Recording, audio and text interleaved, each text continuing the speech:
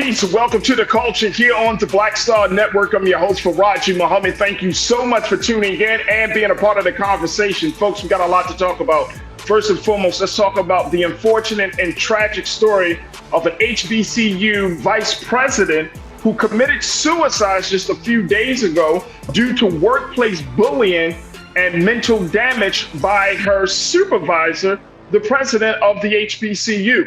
We're going to talk about this particular story of Miss Candia-Bailey and give you some of the latest details in that. Also, let's talk a little bit about what's happening with the state of young people in this country. I'm asking a question: does America hate its children? Based on a writer's view of where we are on how we're supporting children in this country compared to other countries. We'll have that conversation. Also, Florida redefines what defamation sounds like, looks like in a new bill, and what does that mean for Black America? We'll have that discussion. And later on, Kiki pens a love letter to mistreated Black women. Stay with us. It's all happening on today's edition of The Culture, right here on the Black Star Network. Let's go.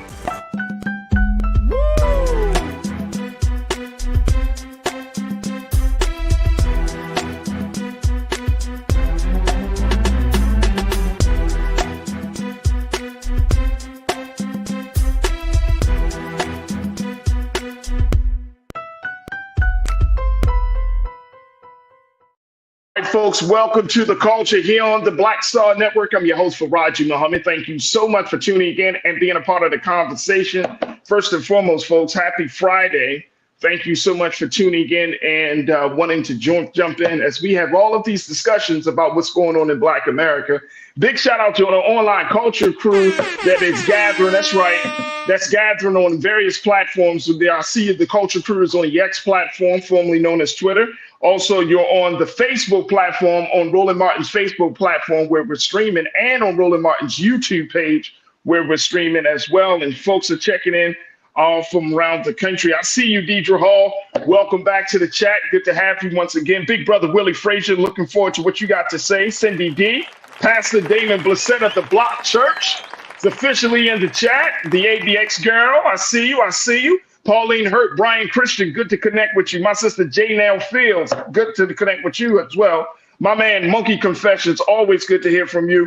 And folks, you could do the same thing as we're streaming live on Roland Martin's YouTube page, on Roland Martin's Facebook page. We're also streaming on our homepage at blackstarnetwork.com. Make sure you do your due diligence. Download the app for free on all of your devices. Follow us on social media. And more importantly, we ask that you just drop a little something in the bucket to help us power us through this digital space that we're in. So again, go to blackstarnetwork.com and stay in tune about what's happening in Black America. We're also streaming on Amazon platforms on a number of different spaces. Amazon News on your Fire TV. We're on Amazon Prime Video. So you can check us out on Prime Video app under Live TV and News. So you can find us on Amazon.com under Prime Video, then Live TV, then News. We're on the Freevee Network. You can find us now under News for Black Star Network, and on Plex TV 24 hours a day, 7 days a week. Just search for Black Star Network or find us under Live TV, the News and Opinion.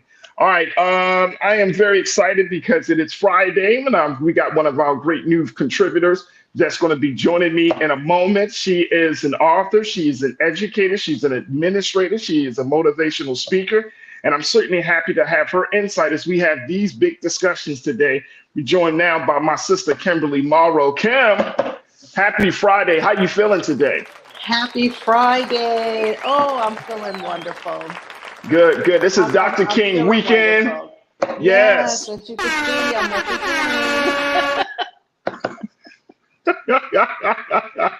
Well, we got to celebrate the life and legacy of Dr. King, and certainly I'm sure he will come up in some of these conversations we have today.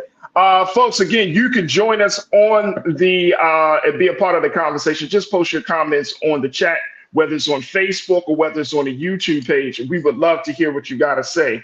First and foremost, let me start with this very sensitive and yet urgent situation that's coming out of Lincoln University, where the vice president there, man, this is a very sad story, man.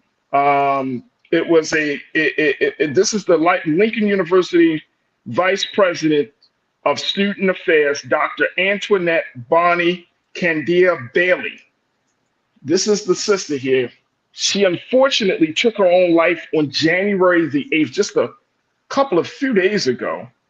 And her passing has sparked outrage from the Lincoln University alumni across the country who are calling for her supervisor, Lincoln University President Dr. John Mosley, to resign because apparently Dr. Candia-Bailey had been experiencing some workplace bullying, some serious harassment, and as she puts it in a number of emails, a lot of mental damage. And so, you know, Kimberly, when we look at education, especially higher education, well, we've seen the situation with Harvard with Claudine Gay, but this situation here is something. And I can't stop thinking about Claudine. I'm sure she can't stop thinking about how far things could have gotten with the circumstances of her resignation, just her being there, her tenure there for 6 months. But to see that one of our great intellectuals, one of the brilliant women of our community, decided to commit suicide because of the bullying, as she describes it, from her supervisor, and Dr. John Mosley is a white male. That's Dr. John Mosley right there, folks. This is such a sensitive, yet this, as I mentioned, this is an urgent situation. And I just want to share with you, crew, just some of the latest, just some of the words that Dr. Candia-Bailey had penned just hours before she took her life, and even more so in a few emails. Let me just share this with you based on the reports that we have seen so far.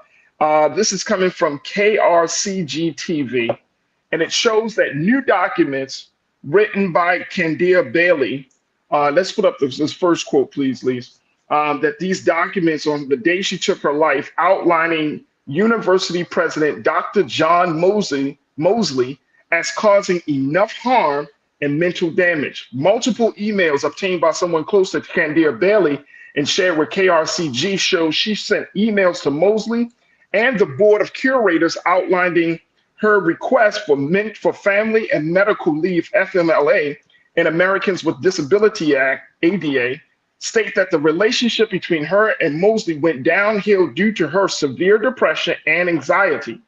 Additional emails revealed that when she made complaints about how she was treated to the Board of Curators, the board president wrote a response back to her saying, in part, please be advised, the Board of Curators does not engage in the management of personnel issues for Lincoln University and will not be taking further actions related to this issue. Now, Dr. Candia-Bailey also wrote that she was intentionally harassed and bullied, and that after receiving a poor evaluation when she asked for help, Mosley ignored requests, failing to respond to emails, or when face-to-face, danced around the topic. This is a heavy one. This is a heavy one, Kim. Talk to us. What's your initial response? What are your thoughts as we hear this tragic story? And race is certainly a part of it, but we also know it's something that that happens all across this country with workplace bullying, harassment, and it doesn't just have to come from white men, white women. I've heard stories from Black men, Black women.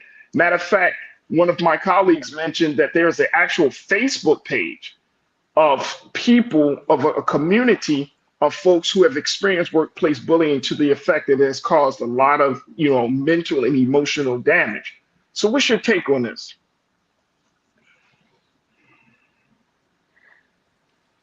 I'm sorry. Give me a moment. No, it's all right. First of all, my heart goes out to her family, her friends, those who were close to her, because they lost someone in their lives that was clearly a presence and very strong person. And to the students of Lincoln University, my heart goes out to you all. And the sad thing about this situation is she was trying to get support. She was trying to get support from the board, She was trying to get support from the president. So what strikes me in this situation is you had this strong Black woman, this educated Black woman, who I'm sure poured everything into her position, everything into her education, everything into her students, and then to be treated so poorly to the point where it caused her to take her own life. This is just, it's devastating. It's sad. It's disgusting that she was treated in this way. What really struck me, Farajii, was the fact that she expressed that it was causing her mental damage. She let it be known that she had some mental health issues with anxiety and depression. And so they were aware. She was asking for help. And a lot of times as people, particularly as Black people, we don't share that. We don't express that we are struggling with mental health challenges. And so for her to actually have asked for help and for the board to tell her we don't manage personnel, that it's criminal. And I really hope moving forward that those people are more than asked to resign, that there needs to be some consequences to what happened with this person, with her, because it's just uncalled for. It's just uncalled for.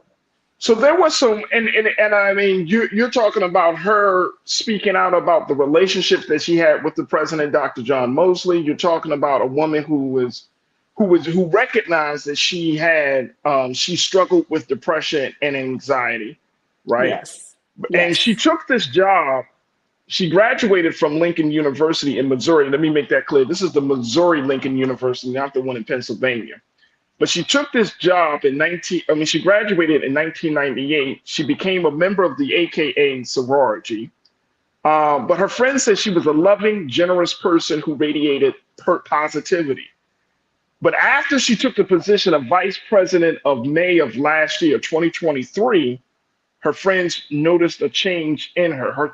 According to one of her friends, she said her whole demeanor had changed. Yes, she was still smiling, but you could tell that something was off, something was different. How do we handle that? And I'm asking because this is a workplace thing, right, Kim? But at the end of the day, your job, your livelihood, your income, these things are all on the line. You got to think about all these things, especially when you feel like the person who is quote unquote responsible for you is the source of the problem. And then you're kind of like having to just deal with it on your own, kind of just like, I don't know what to do. How should the folks in her circle handle that? Because they notice a change.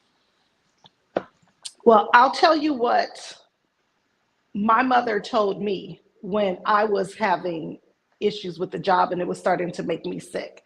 And she looked at me, she said, if something happened to you tomorrow, those people, if you died at your desk, they would step over your body, put someone else in your place and keep on moving. I've heard that too.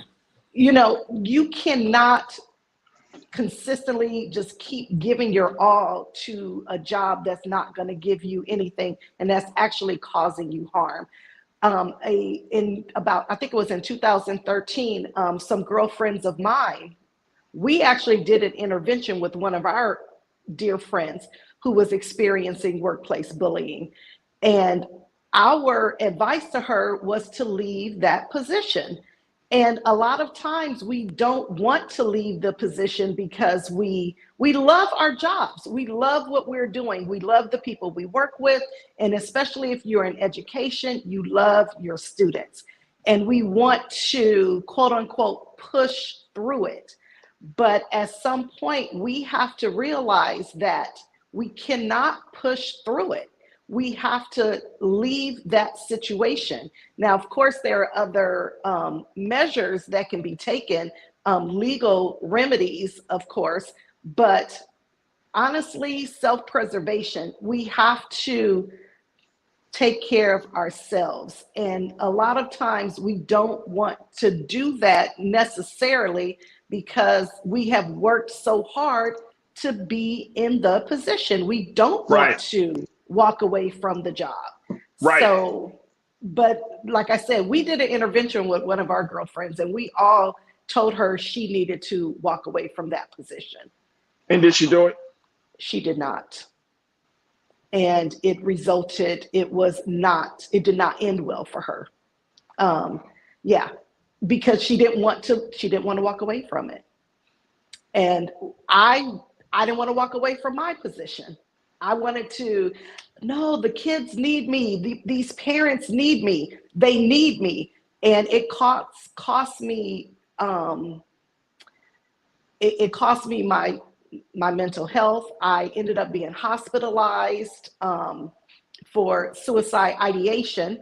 And it's very difficult. It's very difficult to walk away when you put so much time and energy and effort and money into getting where you finally are. This is what where you strive to be.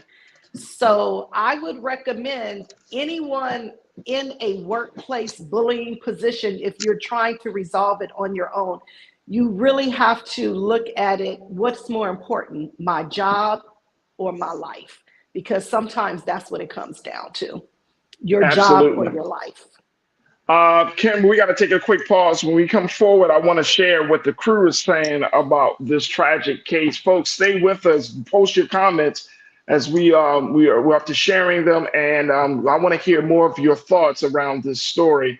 And I'll share some more details as to the struggle that Dr. Candia-Bailey had went through just hours before taking her own life. Folks, this is a very unfortunate story, and it opens up the conversation about accountability, because now the students and community of Lincoln University is calling for the resignation of Dr. John Mosley as a result of this situation. So what's your take on that? Should he resign? Should he step down as president of Lincoln University? Stay with us. The conversation continues on the other side here on The Culture on the Black Star Network.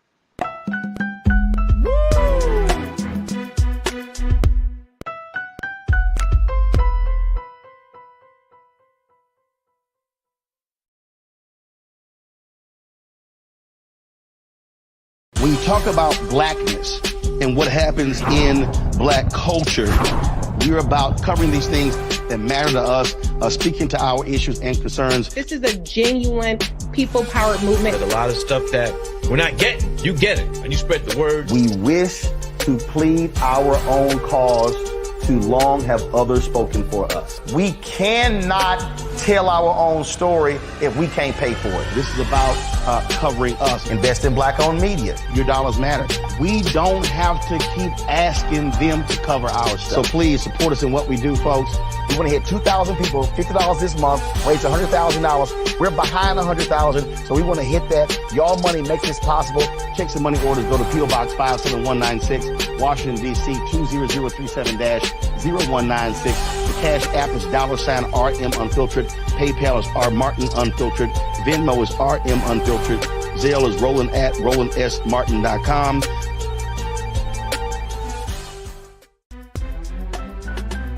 I'm Farajii Muhammad, live from LA. And this is The Culture. The Culture is a two-way conversation. You and me. We talk about the stories, politics, the good, the bad, and the downright ugly. So join our community every day at 3 p.m. Eastern and let your voice be heard. Hey, we're all in this together. So let's talk about it and see what kind of trouble we can get into. It's The Culture, weekdays at 3, only on the Black Star Network. Folks, Black Star Network is here.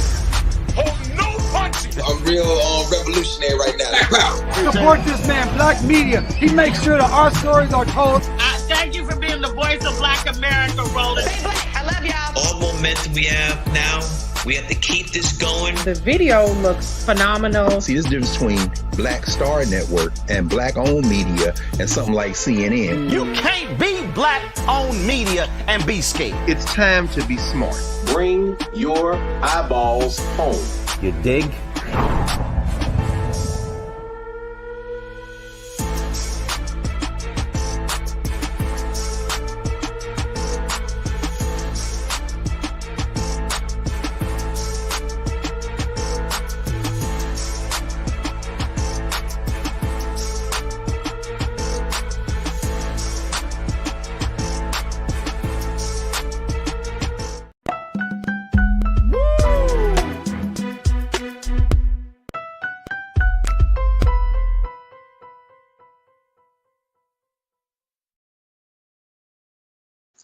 All right, folks, welcome back to The Culture here on the Black Star Network. I'm your host, Farajii Muhammad. Thank you so much for tuning in and being a part of the conversation. As we're talking about a story that has taken social media by storm, Black Twitter, Facebook. I'm seeing so many folks on social media kind of pushing this story out to the forefront. So we wanted to do our part here on Black Star Network to make sure that this story, Dr. Candia-Bailey, doesn't go unnoticed. This is a woman. I want to put up her picture. There she is right there. She served as Lincoln University in Missouri. She was the vice president of student affairs, Dr. Antoinette Bonnie Candia-Bailey. She committed suicide on January the 8th as a result of workplace bullying and mental damage that she felt was imposed upon by her direct supervisor, Dr. John Mosley, who serves as the university's president. Now, students and members of the Lincoln University community is calling for the resignation of Dr. Mosley, since he was the one that's responsible, according to Dr. Candia-Bailey, where she said she was intentionally harassed and bullied by the university president. And even though she had put out this cry for help, this call for help, sent emails to the board of curators, and she tried to warn and try to let people know what was going on, it seemed like not only did Dr. Mosley turn a blind eye to her depression, her anxiety, her concerns, the board of curators turned a blind eye to her. And then at the same time, like, her friends, they felt like something was happening, but they could not get to the bottom of it. And so, of course, there's a tremendous amount of guilt that her friends are feeling, saying that I could have maybe stepped in and done something. I'm wondering, from your vantage point as not just an educator, teacher in the classroom, but as an administrator, you have started your own school, you're a principal. And something like this, how when you're talking about this in a school space, higher education learning space, what is generally the proper procedures, the protocol for handling when there are personnel differences, when there are issues like this that could potentially be very, very harmful and deadly? How is that generally handled from your vantage point, Kimberly? I don't think it's handled very well in a lot of spaces. Honestly, it wasn't handled well in my space. A lot of times, this is the sad part. When you do share that you have some anxiety, some depression, you are really seen as you can't handle your job then. And it's not seen as, oh, we want to support you, we want to make sure you get help. Now, sometimes they may, oh, okay, if you go ahead and take some time, something like that. But behind closed doors, that's not the conversations that they're having. I've been in those administrative rooms where those are not the conversations. Then it becomes, they can't really handle their job. So, which is one of the main reasons why when I was having issues, because I'd been in the room when they had those conversations, when they talked about the other principals that had shared. That's why when it happened to me, I was not going to share what was really going on, because I already saw how you treated others. And I was not going to allow that to happen to me. So it was always, I had other illnesses that were more acceptable. I thought I was having a heart attack, or, I was having, other issues that were looked upon as okay issues, as opposed to anxiety and depression. They didn't find out about that until I had been hospitalized, and it had to come up. But I don't believe that schools are equipped to handle it with their staff. Now, with students, it's different. With students, they handle it different with students. But with staff, I don't, they're not equipped to handle it with staff, or they choose not to, whatever verbiage we want to use here. I want to go back to that board. That board, not only should that president be forced to resign, that entire board should be called to resign. There needs to be a complete overhaul at Lincoln University, and every other university needs to take notice as to what the consequences can be, and that they need to put a plan in place as to how to deal with their staff when their staff has these issues. And Kimberly, that's my next question. With students and faculty, friends and family, and the larger community of Lincoln University calling for the resignation of Dr. Mosley, do they have a case? Do they have a leg to stand on in this case? Because I would assume that trying to quote unquote prove bullying would be very, very hard, since it could be a lot of face-to-face interaction. We don't know yet, and this had, well, at least this information I couldn't come across. If there were, Dr. Candia-Bailey said that she had sent some emails to Dr. Mosley and he didn't respond to her about, the circumstances of their relationship, the nature of their relationship.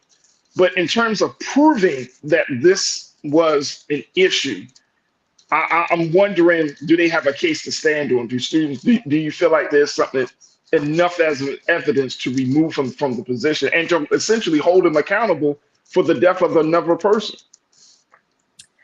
That's a good question, and of course we don't know that. But for him, he knows what he did or what he did not do, and so for sensitivity's sake, he should probably either put out a statement, maybe he takes a leave of absence. I don't know. He should definitely do something, showing up and acting as though that tragedy didn't occur, calling for a reevaluation of how they treat employees who have shared that they have anxiety and depression. Anything, something has to be done. Something has to be done. And if she shared in an email that she had anxiety and depression and he did not respond, there are ways to see if he received the email. There are read receipts. So there is a way to find out what did he know and when did he know it. And there should definitely be some type of investigation should take place at that school. Oh yeah, absolutely. That's the least. Let me share what some of the crew is saying. And folks, y'all can post your comments on Roland Martin's Facebook page and Roland Martin's YouTube page, and we'll try to get to as many of your comments as possible. But Lori, you checked in. Lori Parks, you said this is one of the many reasons why the teachers are quitting their jobs all across this country, not only with type of circumstances, but there are others to why they are quitting and being burnt out. And I've heard that. I've heard from a number of teachers. I know teachers in Maryland who say that sometimes the harassment, and they didn't go into detail in terms of their supervisor, but just in dealing with the community, parents, and all of that, that sometimes the harassment, sometimes the level of bullying, from parents.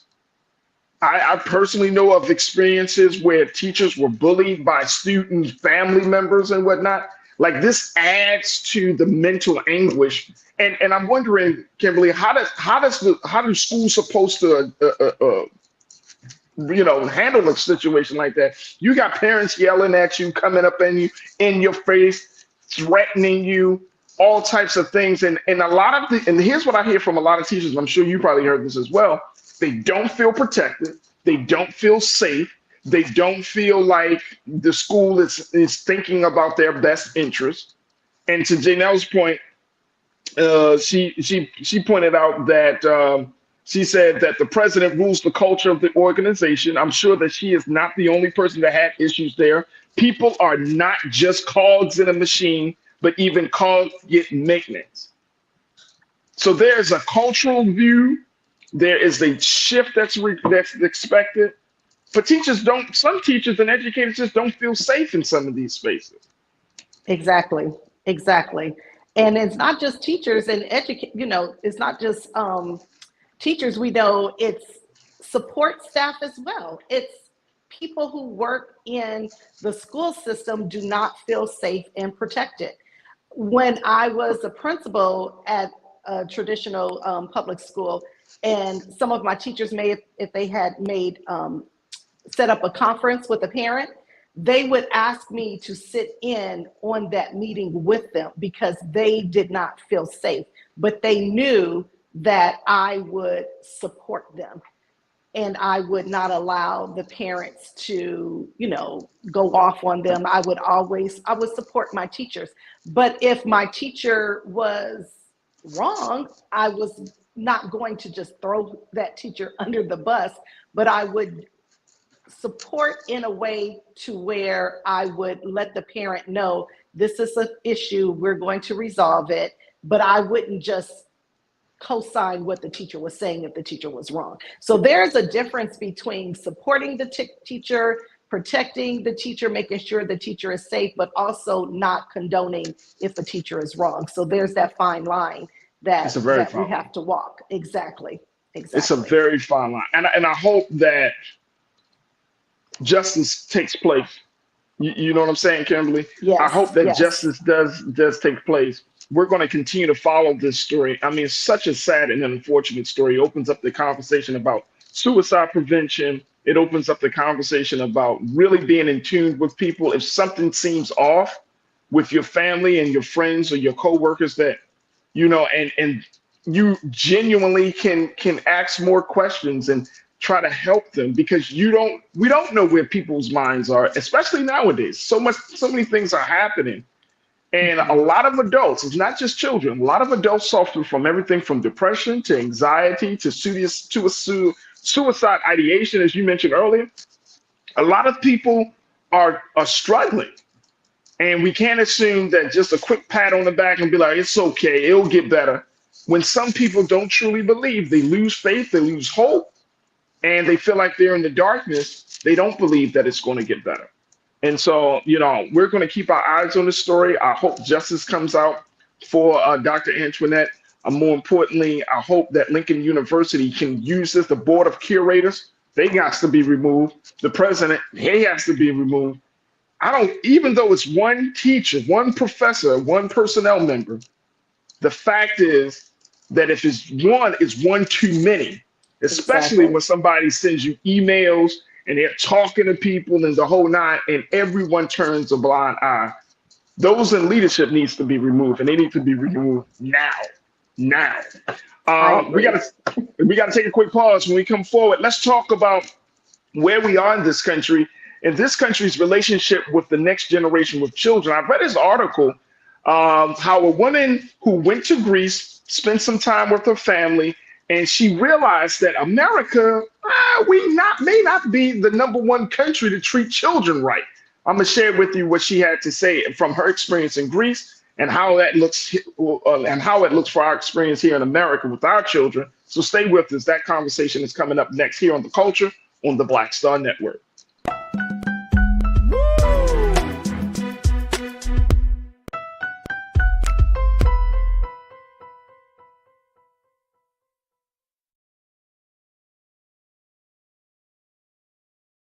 Pull up a chair, take your seat. The Black Tape with me, Dr. Greg Carr, here on the Black Star Network. Every week, we'll take a deeper dive into the world we're living in. Join the conversation only on the Black Star Network.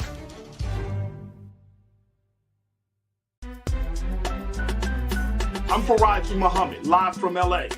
And this is The Culture. The Culture is a two-way conversation. You and me. We talk about the stories, politics, the good, the bad, and the downright ugly. So join our community every day at 3 p.m. Eastern and let your voice be heard. Hey, we're all in this together. So let's talk about it and see what kind of trouble we can get into. It's The Culture. Weekdays at 3, only on the Black Star Network.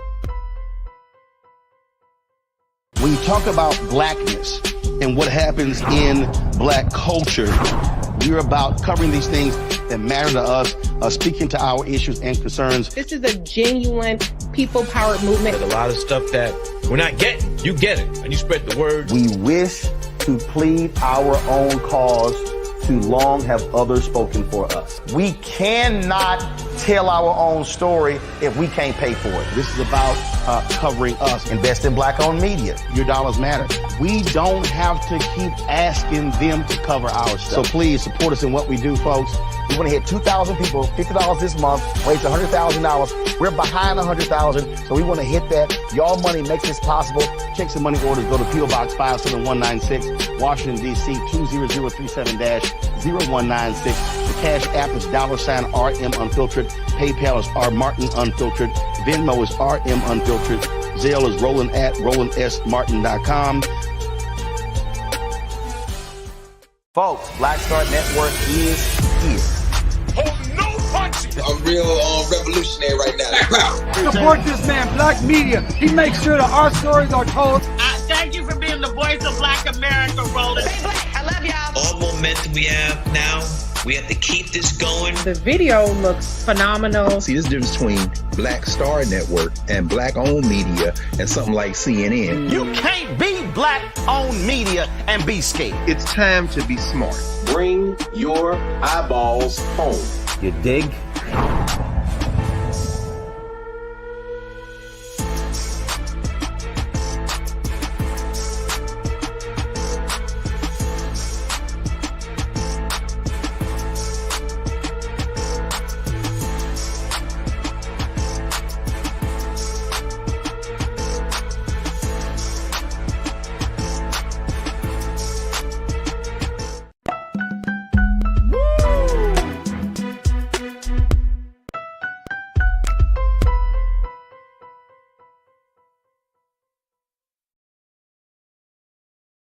All right, folks, welcome back to The Culture here on the Black Star Network. I'm your host, Farajii Muhammad, joined by my sister, Kimberly Morrow, who is an educator, administrator, author, motivational speaker, and one of our new contributors here on The Culture. She'll be joining us on Fridays for a few weeks here in 2024, and we're really, really excited to have her insight as she brings so much to the conversation. And this is why I wanted to have this next discussion with you, Kimberly, because you are a woman who works with children. You understand. You like adults, but you love children.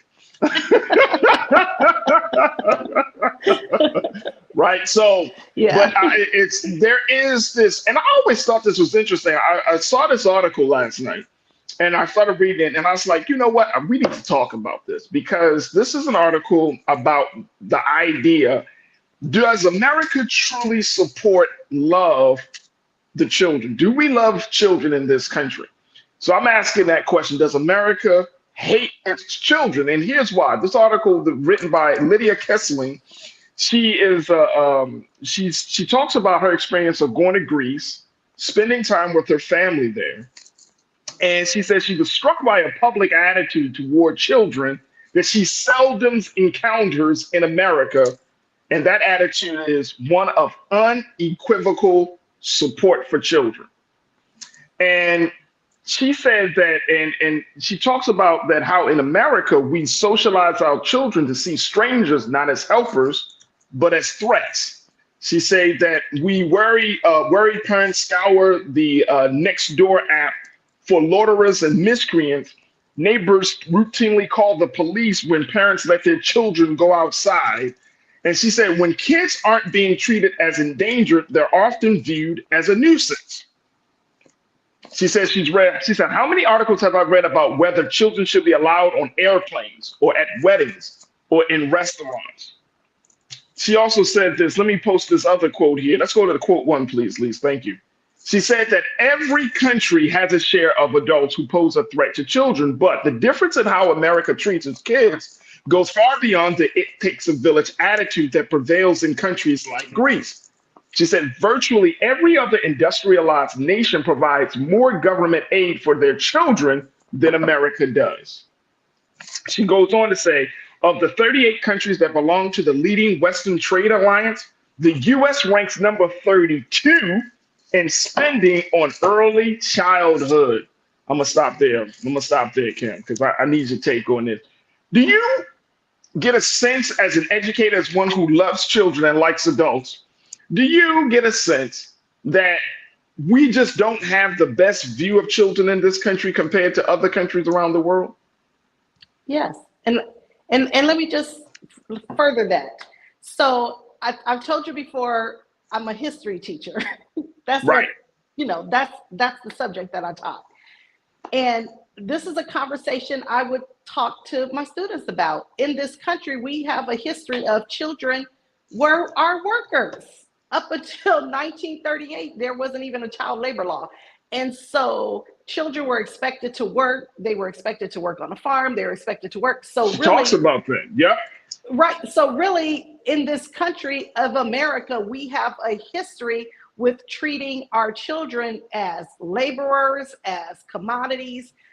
And so, and I would tell my students, listen, in the quote unquote old days, if you couldn't contribute to the household, you were seen as a liability. So this is who we have been as a country. So when I hear it asked as a question, it's like, duh, this is what we're based on. This is what we're built on. But how did that happen though?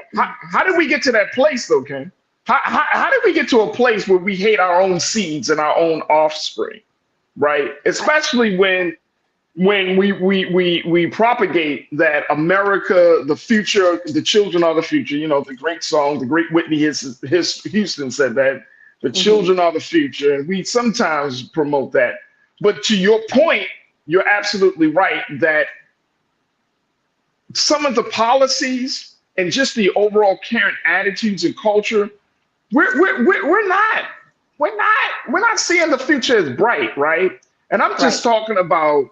This is not just about the Black children or white children, but I just see it in people's faces. People are really annoyed. People, like my children, people always say, oh, your children are so well behaved. And I wonder to myself, like, well, my child is, we feed them 3 times a day and they go to the bathroom and, you know what I mean? It's like, they're not pets, they're human beings, right? And it's like, if your child is not well behaved, if your child is being a child, it's frowned upon. If your child is being silly, people in the supermarkets just, oh man, something needs to be done to that miscreant right there. It's really, really frowned upon. And I'm thinking to myself, when did this happen? Before you were born, before I was born, back in the 1800s, back in the 1700s. So it's just carried on. My parents came of the belief children should be seen and not heard. And so you have a good faction of the population that would like to go back to that period of time. There was a song out many years ago, or TV show, Children Are People Too. And my father would say, no, they're not. My father is 83 or 84 years old now. And he still has that belief, children are not people. So this is not so when I look at an article like that and I go, you're just now realizing that? That's my take on it. You're just realizing that? This is just what it has been in this country. And I would teach my students about that. I would have them pull up articles, show them where children were working in the factories. They had to work on the farm. They weren't expected to be in school all year round because they had to work on the farm. So I feel like in this country, we're actually trying to move backwards. So when I hear people say, let's go back to the old days, that's what you want to go back to, where children have to work. And they're even lowering the age that children can work. You read about that. And so it's it's as though they want to go back to this time period where children were laborers. And so That's when you interesting. say, why does America hate its children? When did it love its children? Like, that's what I want to know. As a whole, I'm not talking about pockets, and I'm not talking about some people. I'm talking about as a whole. Yeah. When did America love its children? I want to know when. Do you feel like, hey, Kimberly, do you feel like that is the attitude that Black folks in this country carry on? I mean, you talked about your father, but I'm just saying, do you feel like that's still the prevalent attitude for Black America, that we essentially don't see children as people, as another independent, critical thinking, mass of existence? I don't want to speak for all Black people, because I know you're not, but I'm just saying, you're an educator, so we are not a monolith. We're not a monolith. But I will say, it has been my experience, and I have seen and heard those things more so from our community, where we favor corporal punishment. They need to be whipped, et cetera, et cetera. So in my opinion, I do see that happens a lot more in our community, probably because the way we were raised. Like I said, I don't think I'm that old, but I guess if my father is 83 and my mother would be in her mid 70s, maybe I am that old. But that is maybe I am that old. But that is that was our reality. That was our reality. That was our reality.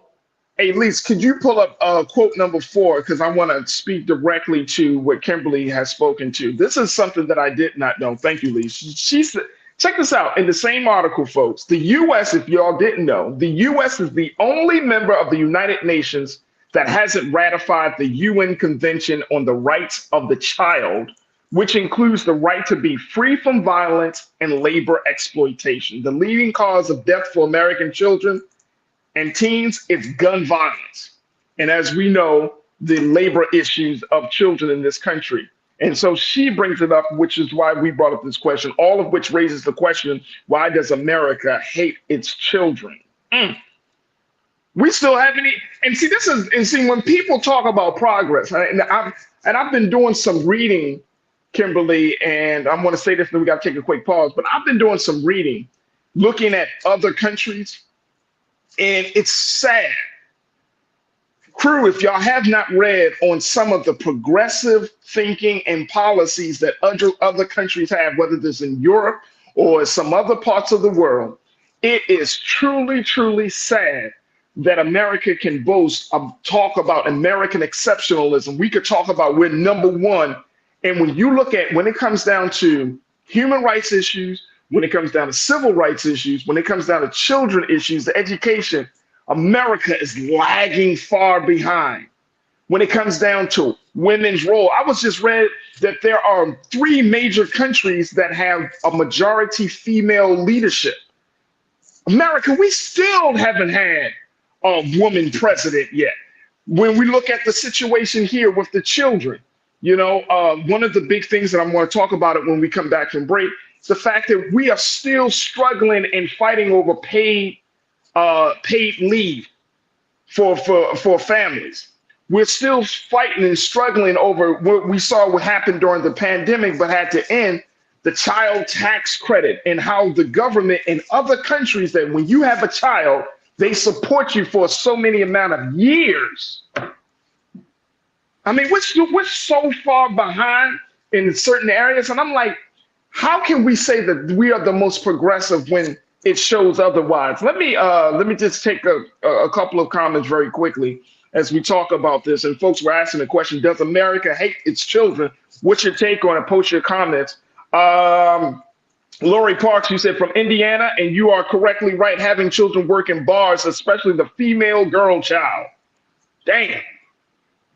Girl children working in bars. Wow. Karen Connor, thank you, Lori. Karen Connor, my sister, checking in. She said, Karen, you said, I was in Greece in October and November 2023 and agree with this. I witnessed how loving the Greek people are with their children. I have seen this in other countries as well. What the hell is going on in America? Robin Welch, thank you, Karen. You said where I live, the age used to be 16 before you could work. Now it's 14.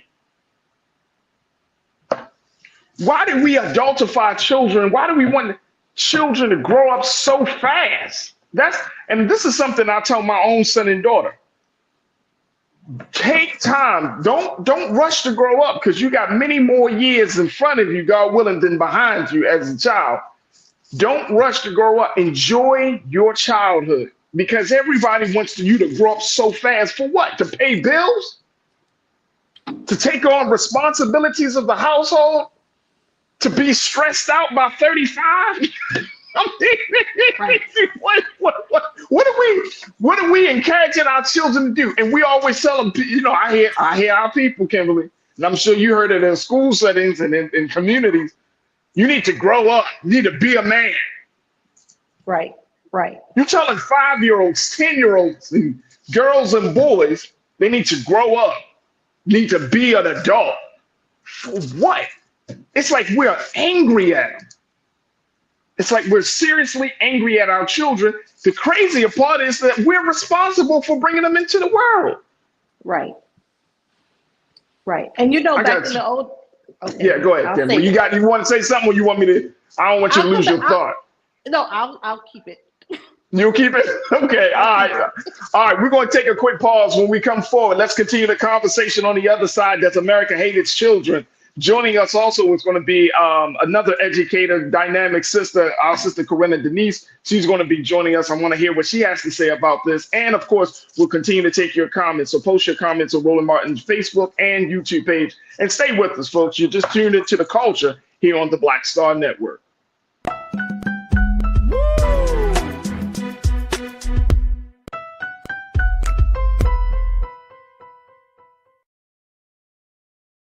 Hatred on the streets, a horrific scene, a white nationalist rally that descended into deadly violence. White people are losing their damn minds.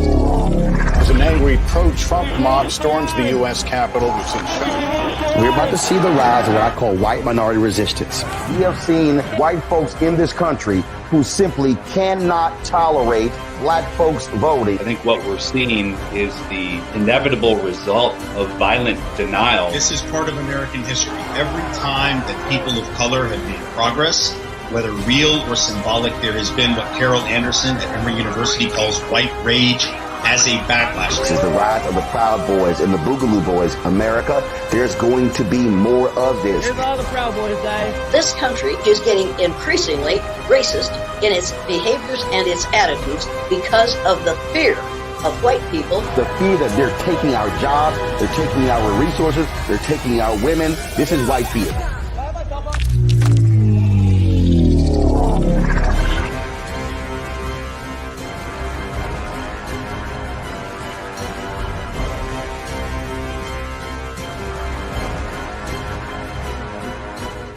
Pull up a chair, take your seat. The Black Tape with me, Dr. Greg Carr, here on the Black Star Network. Every week, we'll take a deeper dive into the world we're living in. Join the conversation only on the Black Star Network.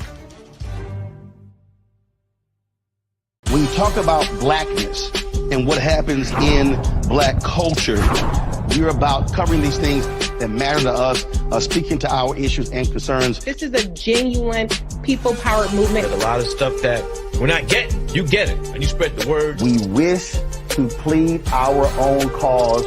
Too long have others spoken for us. We cannot tell our own story if we can't pay for it. This is about covering us. Invest in black-owned media. Your dollars matter. We don't have to keep asking them to cover our stuff. So please support us in what we do, folks.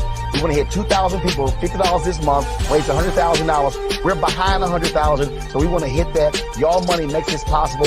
Check some money orders. Go to P.O. Box 57196, Washington, D.C. 20037-0196. The Cash App is $RM Unfiltered. PayPal is R Martin Unfiltered. Venmo is RM Unfiltered. Zelle is Roland at RolandSMartin.com.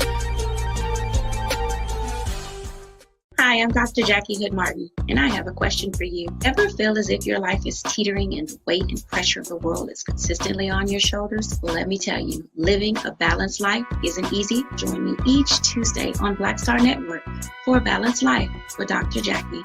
We'll laugh together, cry together, pull ourselves together, and cheer each other on. So join me for new shows each Tuesday on Black Star Network, A Balanced Life with Dr. Jackie.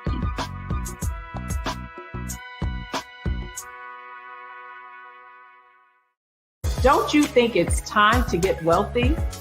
I'm Deborah Owens, America's Wealth Coach, and my new show on the Black Star Network focuses on the things your financial advisor or bank isn't telling you. So watch Get Wealthy on the Black Star Network.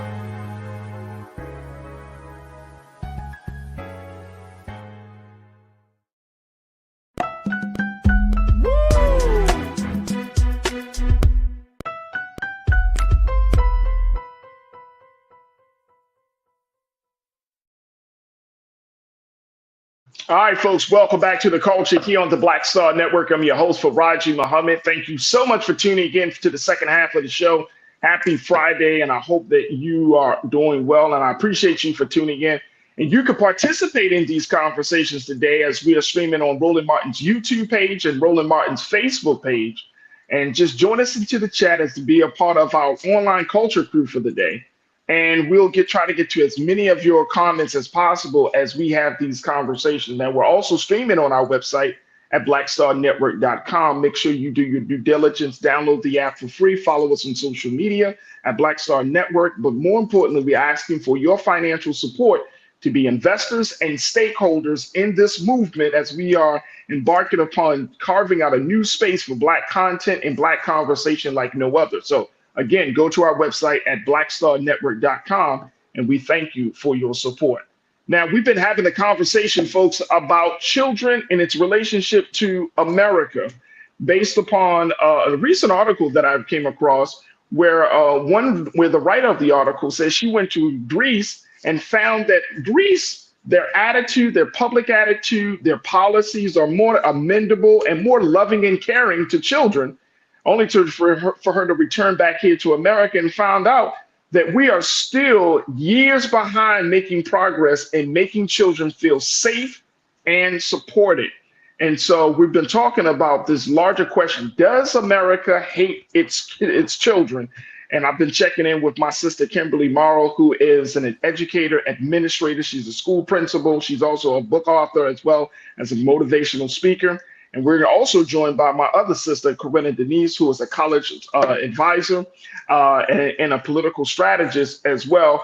And Corinna's always bringing it, especially when she comes on. It's always Fire Fridays with Corinna. I'm just letting you know. Happy Friday, folks. It's always Fire Fridays when Corinna comes on, Kimberly. So you are part of the fire today, but we're having this conversation. Corinna, just thinking about this relationship that we have in this country, thinking about policy, thinking about culture and attitude, do you feel like America hates its children at this point? Hate is such a strong word. I don't know if I want to say hate, but I think there definitely is some dislike. It just makes me think of, what my mom would say to me, what my grandmother would say to her when she was growing up, children are to be seen and not heard. Damn, everybody's been told that. What the hell is going on in the Black people homes, man? Damn. Big people's conversation. Wait a minute, hold on, Corinna. Do we need to have like a therapy session or something? Because how come we got 3 Black folks, none of us grew up under the same household. We all been told, shut the hell up.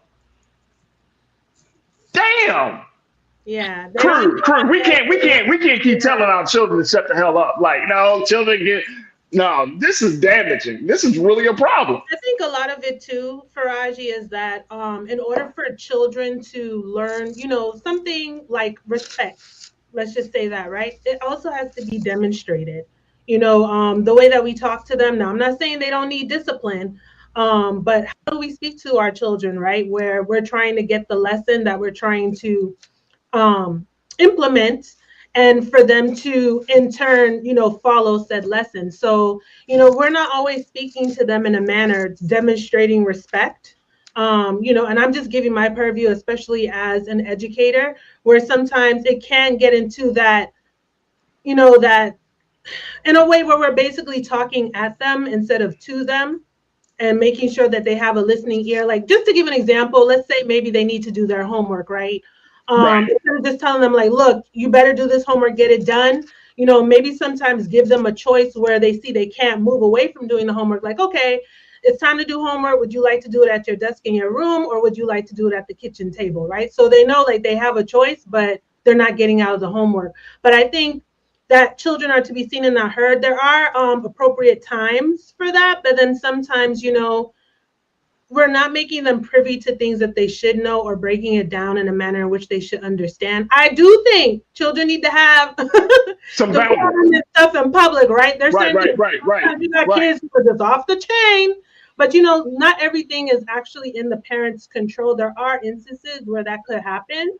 But I don't know if I want to say hate. I mean, I think it depends on how we view it, but I do think we need to make a conscious effort how we're speaking to kids, because children, in many retrospects, especially younger children, they're innocent. So they're like sponges, right? They're going to mimic things that we see or things that we do.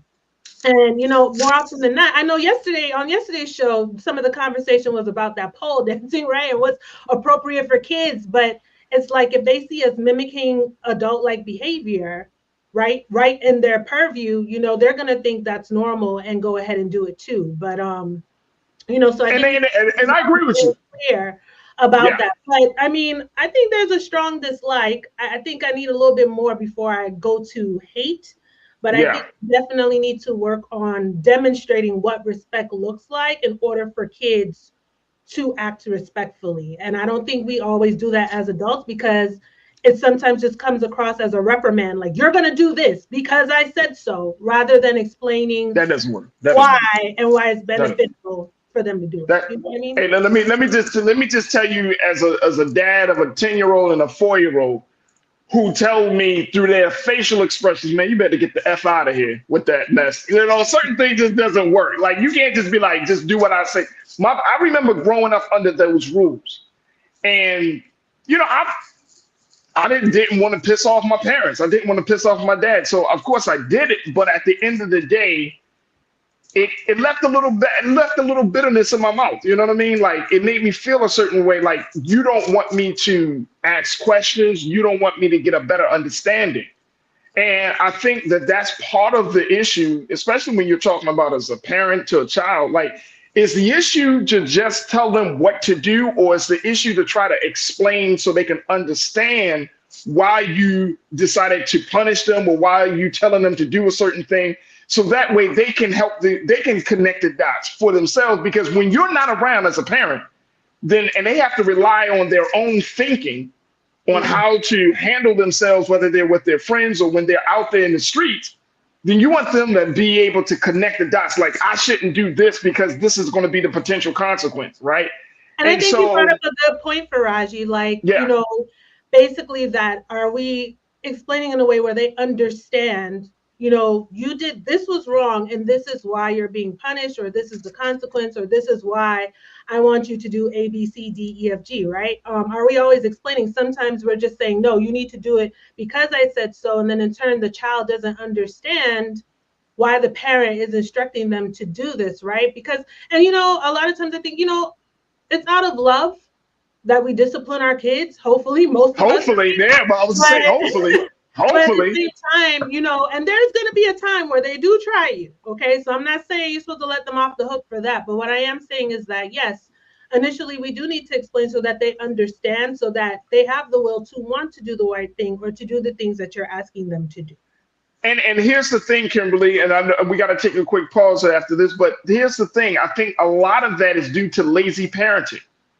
I think that we want to approach parenting because we got to, look, to being as a parent in today's time, we understand that there are a lot of complexities and challenges, but lazy parenting. We don't want to take the time to really invest in some way, shape, or form in talking to our children, building that relationship, exposing our thought process to them. We're just like, you just do what just say what, just follow. Now, I teach my son, I try to explain to him my rationale behind making certain decisions. But then I also try to tell him, like, look, son, if there's ever an emergency, you're just going to have to listen. Like, take me on my word. But for him at 10 years old, as a cerebral and critical thinking little black boy that he is, he needs to have some assurance. And I know this might sound crazy to some of you, but he needs to feel like my dad can make the right decisions. And so that is a challenge for some parents, because you're trying to force them to have faith and trust in your decision making. Because guess what? I think we all know children watch you. They watch everything you do. So if stuff is not happening, if the household is not operating at an optimal level, then guess what they're looking at? Like, damn, dad ain't or mom ain't paid the bill. like they're looking at, like, how are you making decisions? Talk to me, Kimberly. Well, I don't like the term lazy parenting. I think it's a lot of time parenting comes from you parent how you were parented. And I don't necessarily believe that they're trying to be lazy parents. I think they're parenting the way they were parented, or sometimes the opposite of how they were parented. But you're right, it does take work, and it does take a lot of work to actually be able to sit and discuss and explain to your child why you're having those expectations of them. And for many of us, that is just not how we were raised. My mother would say, you don't get to ask me why. Yep. And I remember those. She would frequently tell us, I will tell you what I want you to think.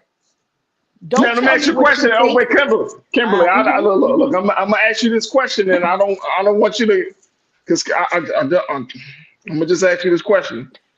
The way you are now in your life, do you agree with that thinking and rationale? The way my parents raised me? Yes, and that statement, like, don't question me. Because I'm teaching, like, if we're asking our children to be critical thinkers, we're asking our children to be inquisitive. We're telling them it's okay to ask questions. Like, I even tell my son, you can even go to God and ask questions in the right spirit. So nobody is above asking questions, in my view, right? But do you agree with that now? I want to make sure I'm understanding your question. Do I agree with my mother telling me, don't tell me what you think, I will tell you what to think? Yes. No, I don't agree with that. and fortunately, before she passed away, we were able to have those conversations. And she even realized, after her evolution and going to school and getting a degree and everything, and she even realized, that was not that was not the thing to do. So we had a lot of conversations while I was an adult, and we actually got to talk those things through. But again, that's awesome. She treated me, that's how she was raised. That's why I said I don't think it's lazy parenting. I think it's you parent how you were parented. She parented me how she was parented. And she learned later that there was another way to do it. So, yeah.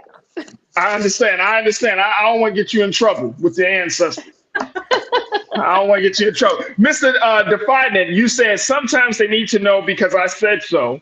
Gentle parenting is an experiment that we will not know works until we reach a point where it might be too late to turn back. Gentle parenting. Everybody says that.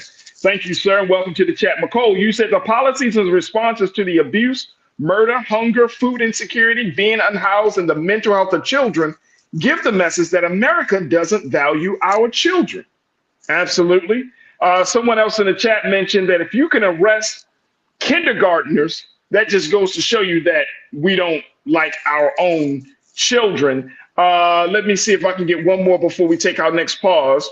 I saw who was it? I think it was Janelle. You made the mention about having children. Oh, there you go.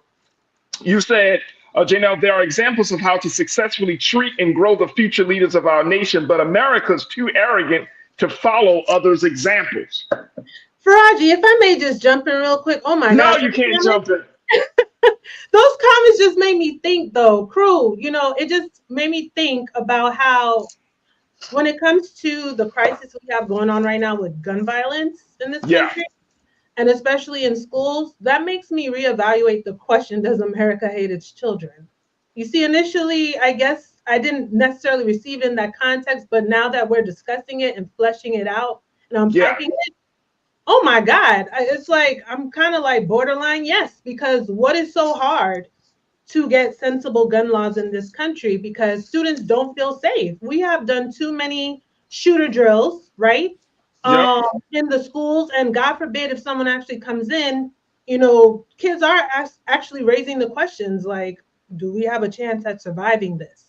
So yeah, and speaking also to the comment about all the other atrocities, poverty, housing, all these other things that plague students and their families, where they don't have a stable mindset to focus on their academics and extracurricular activities, right? So, and the fact that a lot of our legislators are sitting lackadaisical to that. Yeah, we have to raise those questions. Does America hate our children? And now that I'm really thinking on that, yeah, I'd have to say borderline just about, because especially with this gun crisis, it's beyond ridiculous that absolutely and teachers and administrators don't feel safe in school of all places. So, and I'm gonna go back and Corinna to absolutely, and just as we take our next pause, keeping in mind the leading cause of death for American children and teens is gun violence right now. That's the leading cause of death. Now, when we come forward, I want to continue this conversation because there is an effort in this country to reform or to revamp or to really institute some mandated paid parental leave. Now, this is on the policy side of things, folks. It's not just about culture and attitude. This is our policy that shows that there isn't support for the woman, there isn't support for the family here in this country to support us in giving us the time and space to grow. I want to get your take on that, and I'm also going to ask both Corinna and Kimberly's take on that as well. So stay with us. The conversation continues right here on The Culture on the Black Star Network.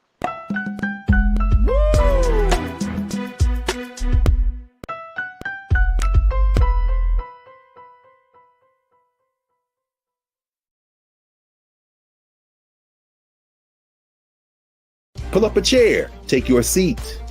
The Black Tape with me, Dr. Greg Carr, here on the Black Star Network. Every week, we'll take a deeper dive into the world we're living in. Join the conversation only on the Black Star Network.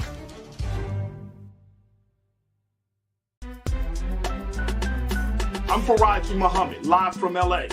And this is The Culture. The Culture is a two-way conversation. You and me. We talk about the stories, politics, the good, the bad, and the downright ugly. So join our community every day at 3 p.m. Eastern and let your voice be heard. Hey, we're all in this together. So let's talk about it and see what kind of trouble we can get into. It's The Culture, weekdays at 3, only on the Black Star Network. When you talk about blackness and what happens in black culture, we're about covering these things that matter to us, speaking to our issues and concerns. This is a genuine people-powered movement. There's a lot of stuff that we're not getting. You get it, and you spread the word. We wish to plead our own cause. Too long have others spoken for us. We cannot tell our own story if we can't pay for it. This is about covering us. Invest in black-owned media. Your dollars matter. We don't have to keep asking them to cover our stuff. So please support us in what we do, folks. We want to hit 2,000 people, $50 this month, raise $100,000. We're behind 100,000, so we want to hit that. Y'all money makes this possible. Check some money orders. Go to P.O. Box 57196, Washington, D.C. 20037-0196. The Cash App is $RM Unfiltered. PayPal is R Martin Unfiltered. Venmo is RM Unfiltered. Zelle is Roland at RolandSMartin.com. Folks, Black Star Network is here. I'm real revolutionary right now. Support this man, Black Media. He makes sure that our stories are told. Thank you for being the voice of Black America, Roland. Stay black. I love y'all. All momentum we have now, we have to keep this going. The video looks phenomenal. See, there's a difference between Black Star Network and Black-owned media and something like CNN. You can't be Black-owned media and be scared. It's time to be smart. Bring your eyeballs home. You dig?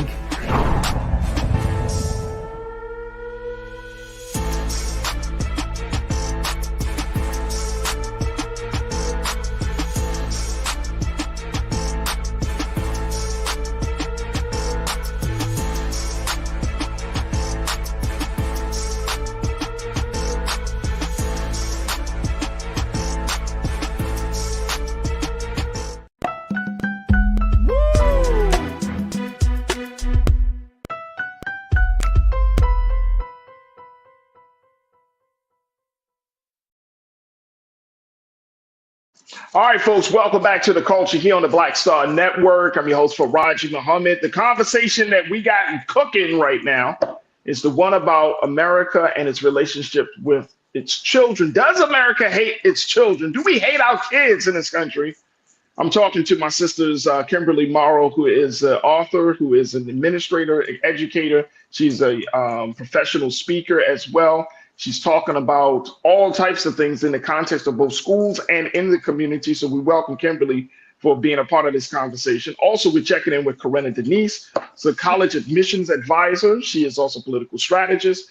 And she is also given her thoughts on this as she's been working with children of all ages as well. I want to go to what Grandma Sings too had to say in our crew. And welcome back, Grandma Sings too. You said the older way of parenting came from our history as enslaved people. This conversation is part of our people's evolution.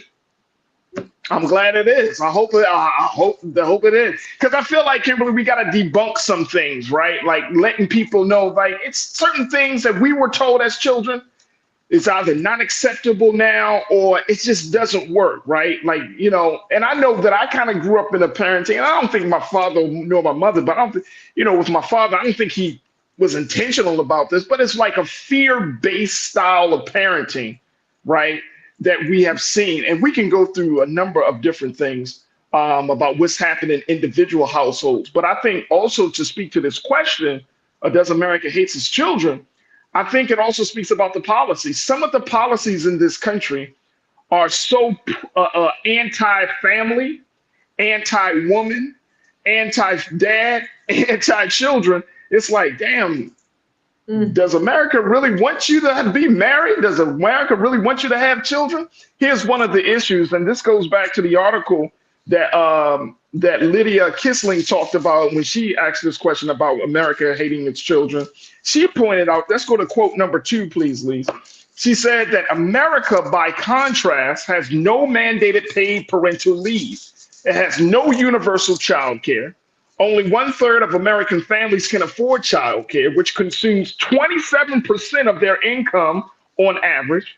Parents are being forced to leave big cities because they can't absorb the cost of childcare, while those in rural areas often can't find care at all. Let's go to quote 3, please.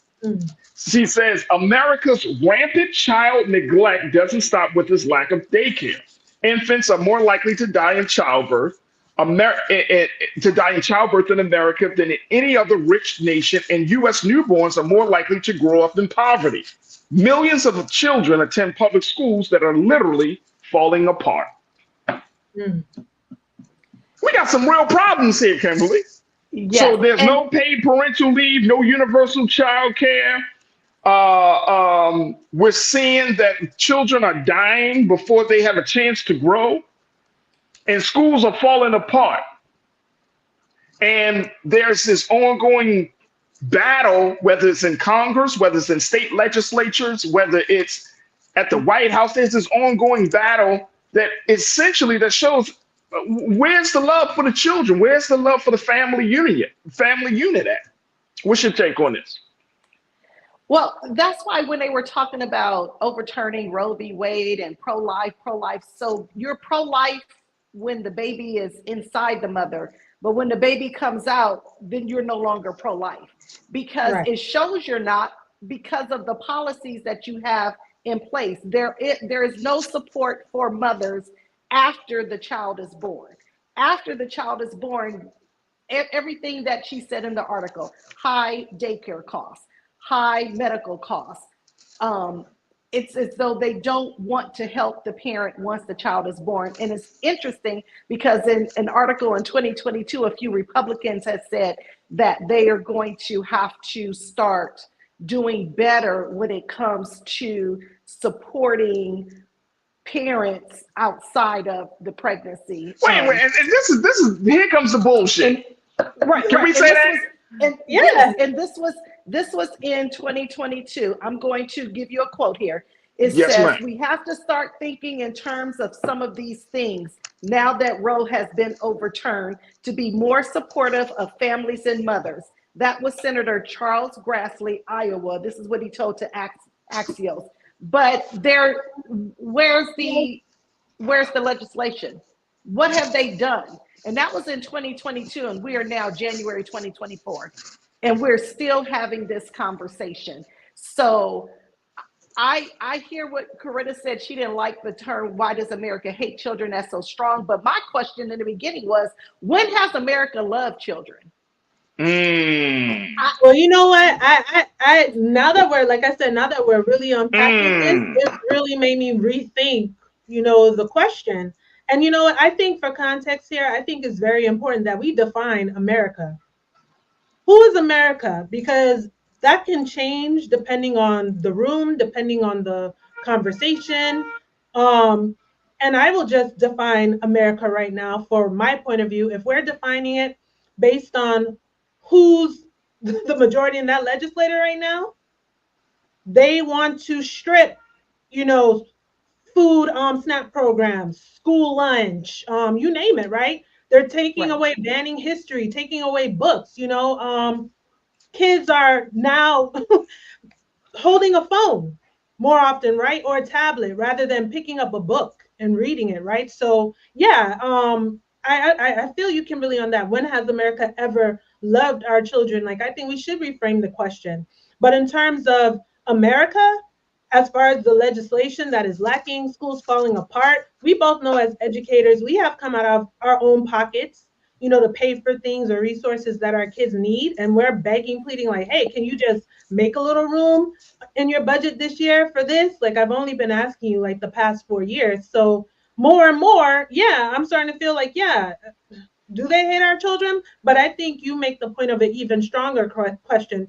When has America ever loved its children? Because there's so many examples that we can give where we have demonstrated otherwise. If you say you do, we don't see it when we have to be begging and pleading for resources. And we have all of these, things happening that we shouldn't have to deal with, like the gun violence, like to your point with the abortion, you care about the child supposedly when they're in the womb, but when they're actually here, a living, breathing vessel in the flesh, you could give a damn. Absolutely. And the paid parental leave is the issue that I'm seeing right now. Tennis champion Naomi Osaka, she's a part of an effort where she is advocating for paid parental leave. And because she had found, since she just got her daughter, and she has the privilege to take off of the amount of time she needs to take off and then to return to her profession, right? Because she's a tennis player. But she recognizes also that this is not the case, that she's like an outlier of the whole situation, that this is not the case for millions of mothers back home who have to like adjust between taking care of their children. They got to make some women, y'all got to make some very, very critical decisions about, okay, do I take this amount of time? Y'all can have a baby. And then it's like, hey, you got to figure out when you get right back to work. You know what I'm saying? Yeah. I've worked in daycare. And then men, we on the outside of that. We don't even get a chance. No. We don't even get a chance. There are countries, again, I'm going back to what I said earlier. There are countries in this globe that allow both mothers and fathers to take time to get adjusted to the new addition to their families, or to the, whether it's talking about a child being born, whether you're talking about somebody dying in the family, they give you allowances and they give you the time and the space to grieve. In this country, it's just like, keep the hell moving on. And it's sad. It's very, very sad. Nick, I'm gonna bring your stuff up here, Nick, because you said something, but I disagree with you. Let me say something. Nick, you said you all speak as if you know what's good for individual households. You are not the voice nor the authority to make such assertions backed with loud statements. The men are the leaders of the house. Okay, Nick, Mr. Nick Hawkins,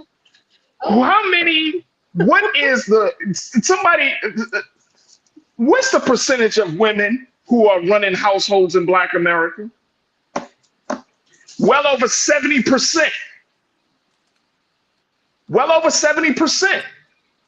So when we're talking about who is leading the household, say it again, Corinna.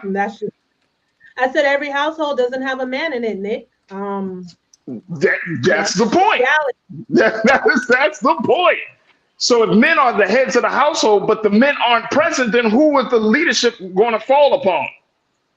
Yeah, enlighten us, Nick. But Kimberly, you got something to say. Real quick too.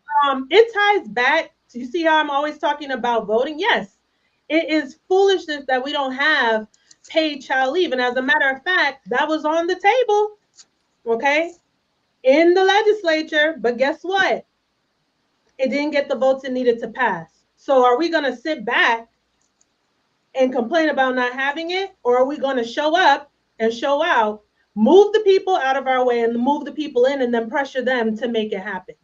You see, because the more it's not going to happen if we just sit out. Ain't going to happen. They're not going to just magically have a light bulb come on and say, oh, you know what? That's the moral and just thing to do. We have never seen forward in this country because of something that is moral and just. It's always connected to that dollar bill and pressure.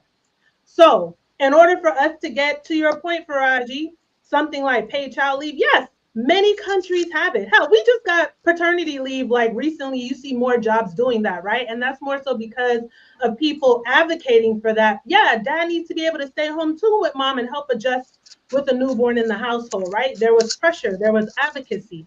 So all this still ties back. We're not going to get the things we need for our children to create a more loving environment. We love our children. So even if America per se doesn't love our children right now, we love our children enough that we need to change the makeup and the dynamic of what's happening in DC to get the essentials that we need for our children. I agree. And I think Kimberly, as we close out and take this next pause, I think that it also requires us to make some different choices on our interactions within our relationship with our children. We all been exposed to some form of toxic parenting. Can we use that term right there, Kimberly? That we've been exposed to some toxic parenting. We know that. We know. So the onus comes back on our shoulders for us to say, I'm going to do something different with my child. Even if you don't have children and you are in relationships and you are in the spaces of children, you as an adult can have a different relationship with that child. You can have a different relationship. Kimberly, you got the final word. What's your take? I didn't really understand Nick's point. So maybe he could clarify it. We don't speak for all people. We're just speaking the fact that we should have parental and family leave, especially. He's saying that he's saying that we're essentially speaking without authority, as if, but you don't need authority. We're part of the culture. We're part of a community of people. And even though Corinna might not have children, doesn't mean that as an educator, as one who's a part of the community, her say still has significance and weight. It doesn't. I don't understand this. People say, "Oh, well, y'all not the decision makers." Who the hell cares? We got something to say.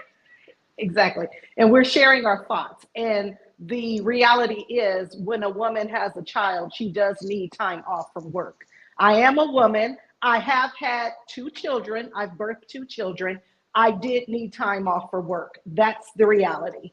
So that's my final word on that subject. And you need time off from work. You should get paid for time off for work. You should be supported for time off for work. You need to, if the states need to have childcare, here's the one thing I've seen. I've seen this time and time again. And Kimberly and Corinna, y'all probably seen the same thing. For example, teachers got to be at school sometimes at 7:30 in the morning, 7:45, 8 o'clock in the morning. But if a single mother is a teacher of 2 or 3 children, even one child, what does a single mother who's a teacher supposed to do with her child that time in the morning? Yes, let me speak on that. Please let me speak on that. So my first year teaching, I was a single mother. We started at 7 a.m. So I had to be at work at 6:30, and I had to figure out a childcare situation that opened their doors at 6 a.m. And so that was very difficult, and I had to pay for her childcare as well.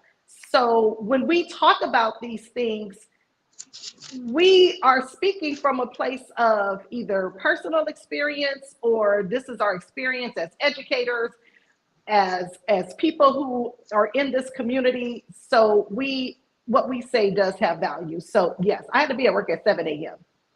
And how did you do that? This is very quick. Now you got me interested and curious. How did you manage? So you dropped her off at 6 in the morning?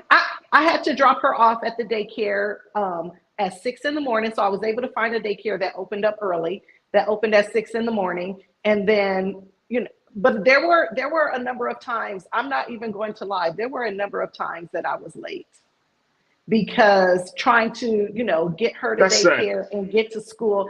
I was very fortunate my first year teaching. I had this principal who I explained the situation and he understood, and the students, God bless their hearts, they would be in class sitting in their seats starting the assignment, because I would leave the assignment on the board the night before. They would start the assignment, and I had this hater teacher next door who told security that I was always late. There's always That's crazy. There. There's always a hater. Yes, but my students were, and the security came up, he said, Miss Morrow, your students were quiet and they were working. And one student said, Miss Morrow told us she has to drop her daughter off, and she told us what to do. She told us to do our work until she gets here. Wow, absolutely crazy. And that is the situation that a lot of women, a lot of single mothers who are working in professional roles and just in general have to face each and every day in this country. And you can't tell me that this country loves the children. America loves the kids. No, they don't. America, we don't love the kids yet. Black America, we might love the kids more than the rest of America, just by a little bit. But I think if we change the conversation and the attitudes that we have, and I think, going back to our first point, Kimberly, seeing children as human beings. They're not props. They're not cogs in the machines. They are human beings that require development, care, love, time. And we can't talk about children are our future, because if that's the case, then our future looks quite bleak right now. It looks very, very bleak. Look, we got to take another pause. When we come forward, let's talk about Kiki Palmer, how she pens a love letter to mistreated Black women. I want to get my take from my sisters and hear what they have to say about this situation. Stay with us. It's The Culture here on the Black Star Network.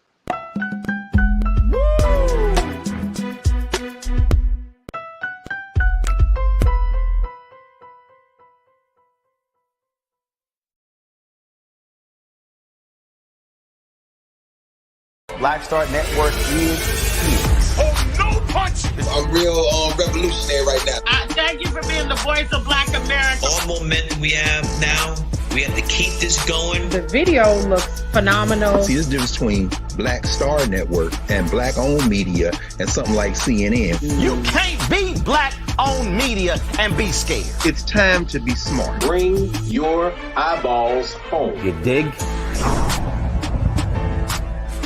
When you talk about Blackness and what happens in Black culture, we're about covering these things that matter to us, speaking to our issues and concerns. This is a genuine people-powered movement. There's a lot of stuff that we're not getting. You get it, and you spread the word. We wish to plead our own cause too long have others spoken for us. We cannot tell our own story if we can't pay for it. This is about covering us. Invest in Black-owned media. Your dollars matter.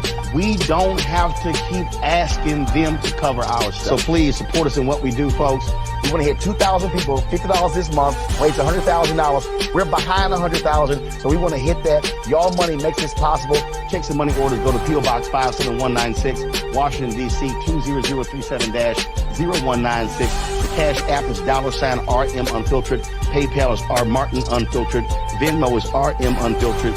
Zelle is Roland at RolandSMartin.com.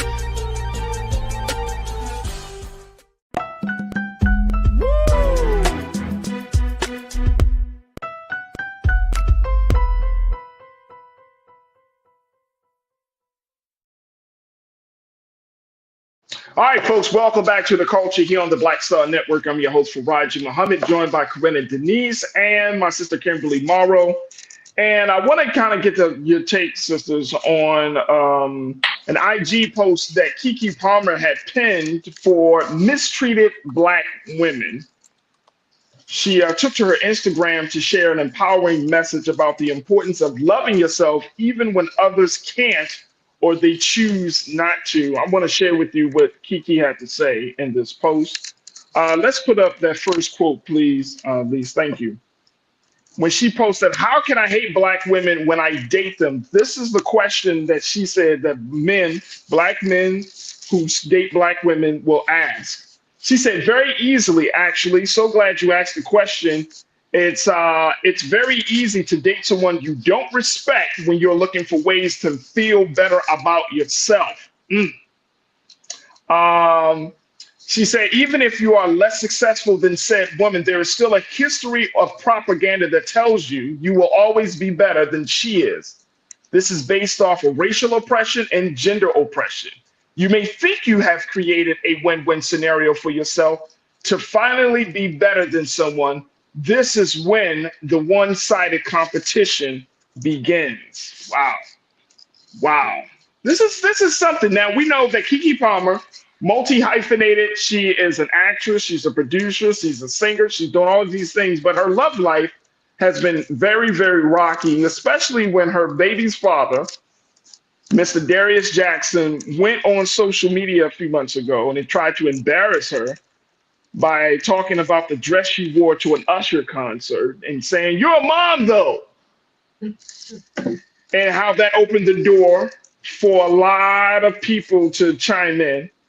Now she's at a point in her relationship with Darius Jackson where she had to get a temporary restraining order after documents were leaked alleging that he had been physically abusive to her on several occasions. She was also temporarily granted sole custody of their child, Leo Aldriton, their 10-month-old son. So now she's looking to take the power back and to say to other mistreated Black women, love yourself, care for yourself, think about yourself, and don't let them try to diminish your life. Corinna, what do you make of this? This is interesting to get from Kiki Palmer, and not the fact that it's interesting because it's her, but it's just like we really are in a time and place where, as she said, and I like how she said it, there is really a war between the genders, between men and women. And if we take it, even bringing it to home, between Black men and Black women, there is some real oppression, there's some real pain, there's a lot of tyranny, there's just a lot of heartbreak. What's your take on this? I think, too, with Kiki, I think she has revealed more in a very objective way of what she has experienced and is sharing her experience, especially penning this and speaking to us, right? Other Black women. And I appreciate that she raised the point that just because you're dating a Black woman doesn't mean you don't hate her or have some sort of, something against her, right? We see that happen in a lot of different situations, not just this, which she's speaking to. But I think she's trying to magnify the causes of that, right? Like why, even though we're in this relationship together, right, that you would still decide to mistreat me. And she points it out in the letter, right? Because of our history of racial oppression, particularly, let's just say in this country, right? But yeah, I appreciate that she's bringing an awareness. I'm surprised how open that she's been. I feel like, again, she is speaking very directly to us and sharing a lot of her experience, right, from an objective point of view. But yeah, it does happen. It kind of makes me think similarly to sometimes even with, you know, a white person, how they're like, well, how can I be racist? I have Black friends, you know, and you don't necessarily recognize some of the microaggressions or the mistreatment necessarily define just because I'm with you, it means that I'm not going to mistreat you or disrespect you. So I think she wanted to magnify that because I'm sure there was some feedback, you know, like, hey, you're in this same racial relationship. Why, you know, do you feel like you're being mistreated? So I definitely think there was a motivating factor there for her to pen that letter and to specifically point out that, hey, just because, you know, you're with a Black woman doesn't mean that you won't treat her. Oh, absolutely, absolutely, and I think Kimberly, that it speaks volumes that, you know, I'm seeing a lot more women kind of becoming more publicly assertive about who they are and not allowing quote unquote men to define who they are anymore. We're in a very interesting space, but I'm concerned though, Kimberly. I'm very concerned that the conflict between the sexes has gotten so white hot at this point. This is like, it's like, do we even want to come together to try to be in some type of mutual agreement, some type of mutual respect? I mean, this situation with Kiki and her baby father went from bad to worse. But there are a lot of relationships out there like that. And I think she brings up this point that just because you date somebody, it doesn't necessarily mean you respect them. What's your take? I agree with her. I've been in that situation, but I want to bring it to how can we move past that. So when I was a classroom teacher, and I had Black male students who had an immediate disdain for me. They just did not like me, and it was nothing that I did. What I learned very early on is they were projecting how they felt about the woman in their life, their mothers. And so when I realized that, and I was able to communicate with them and help them understand that they had some, you know, some issues there, and we were able to get to a different place. And so I think a lot of times as women, so we have these sons, we really have to be careful how, especially as single mothers of sons, we have to be careful how we're speaking to our sons, because that is going to carry over into their relationships, because they're going to see Black women as the enemy. Because their mother talked down to them, cursed them out, belittled them, whatever the case may be. And I actually, I had that experience with my male students. You had that experience with your male student that what was the details? Oh, did I cut out or something? No, you're good. You're good. Go ahead. Yeah. So I would have male students that immediately had disdain for me. They did not like me. And it wasn't anything that I was doing, but as I would begin to talk to them, what I realized is they saw me as a Black woman who was like their mother. So I'm just another Black woman, their mother is a Black woman. And so that's why I liked where she went deeper with it when she talked about it, because it becomes this competition. Now, these males, they're my students. We're not in competition with one another, but they immediately took a disliking to me because I reminded them of their mother. And so what I was saying is, as mothers, those of us who are single mothers, we're raising Black boys, we need to be thoughtful as to how we're talking to our sons, because that will carry over into their relationships with women. So that's the way I wanted to go with that conversation. I didn't want to put it on myself, because I did date a man who did not like Black women, but it was because he dated Black women.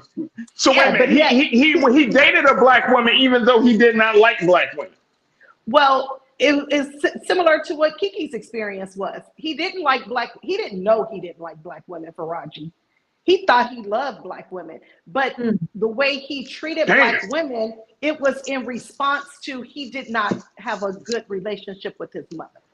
And so we were another version of his mother. And so that's why I'm saying, as an educator, I strongly urge mothers who are single mothers, you are raising a Black son, be thoughtful of how you are talking to him, because those things carry over into their relationships with women. They may be dating Black women. They think they love Black women, but at the root, they don't. Speaking of which, real quick, Farajii, yeah, go ahead, named Tony in the chat basically told me about my shirt, how I can't promote. We just blocked his ass. And my hair. We blocked him. All right, look, let me tell y'all something. Y'all ain't coming on his show. Hold on, let me just tell y'all something. Tony, no, we're not playing that game. Don't have relaxer. I really love my kinks and curls. But you know, that's a conversation right there of hating on Black women. Like, why? You know, why? But see, that's the thing. That's the thing that Kiki was getting to, and Tony's ass is gone. He blocked, so we're not taking that, because I don't care what y'all say. We're not having that type of disrespectful comments in the chat here. And any of the crew members, man, y'all block his ass. That's just what it is. That's how we having these conversations, because we can't grow like this.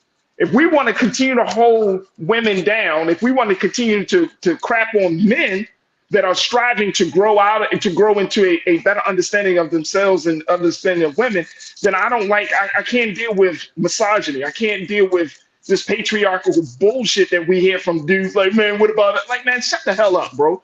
Because we have done so much damage. We have done so much damage. And to your point, Kimberly, if you are that damaged and that broken as a man, you need to be dealt with. You see what I'm saying? Like, there's no way. And what Kiki was talking about is a deep down self-hatred, because there's no way in the world you can tell me you love Black women and you beat on a Black woman or you cuss a Black woman out, but I love the sisters. Or I got a daughter. That doesn't mean nothing. To me, that doesn't mean anything. That means that you putting your daughter's future at risk. That's what that's telling me, because you as a man have not been reprogrammed in your understanding of who you are and who she is. You see what I'm saying? But I get it. Like, we as men, we have to go through these things. The unfortunate part about it is that we leave a trail of tears from women because of the foolishness, the madness, and all of the trauma that we have experienced, right? And sometimes some of us have experienced trauma at the hands of Black women and Black girls, and that leads us into our adult life. So there's a lot of complexities to the situation. But to get back to the point about what Kiki was saying, is that if you don't have, it's so damaging, and this is the concern I have, Corinna, it's so damaging to this point now where we can't even have conversations. We can't even talk about this without misogyny, like that, without trauma. And yeah. And if we can't have these conversations with each other, like how we have in this space, which in many ways I find it to be sacred, because we can have certain conversations on here, unlike in other places in mainstream media, then where do we have the conversations? You know, and then we're just so quick to go into defense mode and make such disparaging comments, right? Instead of taking the time to listen and to understand. So that's true. Absolutely. And I think that for a person like Kiki, as we close out, for a person like Kiki to have the platform, she's a Golden Globe winner as well. I have forgot to mention that she just recently won the Golden Globe Award. So we got to mention that. I mean, this is the thing. And I'm seeing a trend, and we've been talking about it. We can talk about it with Simone Biles' husband, Jonathan Owens. We talk about it with Jonathan Majors. We talk about it with Darius Jackson. We're seeing this growing sentiment among young Black males that say, no, I'm the man, so you're supposed to listen and respect me at all costs, without having space for a woman to say, wait a minute, hold up. we're supposed to be partners in this process. We're supposed to be in this thing together, and you just want to take over with no vision. See, that's the thing. You know what, that's Farajii? the thing. No that's vision. The problem right there. We got a lot of grown boys. I'm gonna just say it, rather than men. Oh yeah. You know, that's a conversation for another day. That's all. And go ahead, Kimberly. And that's exactly what I was saying. You have boys who have been damaged, and now they're trying to take on these adult relationships, and they haven't healed. They don't even know they're damaged in some cases, but they need to heal before they start embarking on a relationship with a woman, because she's ready for a grown man, not a boy. And unfortunately, like Corinna said, we do have a lot of that. We have a lot of men who haven't healed. Absolutely. And Sister Debbie, you brought it up at this point. Sister Debbie, thank you so much for checking in. You said the woman carried the bulk of the responsibility of taking care of the children and the home. So brothers, don't be mad at her if she's tired and of doing all this, plus work a job too. I'm just saying. Come on, Sister Debbie, talk to her. Mm-hmm. See what I'm saying? See, you got to qualify yourself for leadership. If you want to be the quote unquote the man, you want to run things, you got to qualify yourself. You can't expect her to take care of the house, take care of the kids, pay the bills, and then you talking about you the man. Come on, bro. Come on. Where we get that from? Too, right? And you know, all like a match what we're bringing to the table. It's really not that. And then you talking about what you bring, and then you want to be like, what you bring to man, shut the hell up, bro. Like you got to qualify yourself. Look, that's the only way, y'all sisters, y'all know it. Y'all will not respect a man if he doesn't qualify himself to be respected and to lead. That's right. And that's what I've been taught. Like, you got to put in some work. You got to put in some time. You got to make a sacrifice, because Black women do it every day, B. Black women do it every day.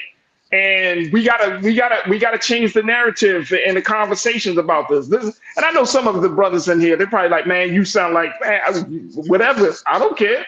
I don't care. I don't care, because I see it every day. Black women, y'all. And you got to, but see, this didn't happen overnight. Look, this didn't happen. I had women to tell me and to help me to grow into an understanding of things, right? The person in my life, my children's mother, she helped me to understand some things about myself and to understand the struggle of women and the role of women. My mother and grandma, like, you have to grow into that. And I think as a man, at some point, you got to say, man, this old school thinking of our role and responsibility is so outdated that it's damaging. It's no longer effective. It's no longer helpful or useful. So, you know, if you want to be a man has to be willing to say, you know what, I was wrong on a couple of things. Let me regroup. Let me try to do something different. And then trust me, she's gonna treat you a lot better when you say, I'm sorry. Okay, everybody quiet now, y'all. Let's end the show right here. When you have the floor, like I said, you always demonstrate your love for us, Farajii. It's all good.